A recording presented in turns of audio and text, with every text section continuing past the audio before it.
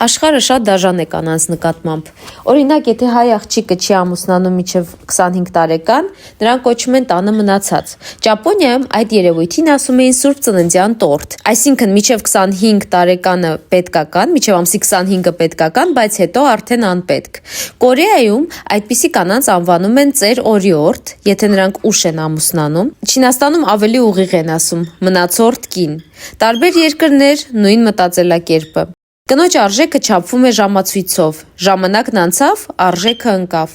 բայց մի հարց կա, իսկ տղամարդիկ ինչու երբեք մնացորդ չեն դառնում, ինչու նրանց տարիքը փորձ է, իսկ կնոջը դավաճիր, կինը մթերք չէ, ժամկետ չունի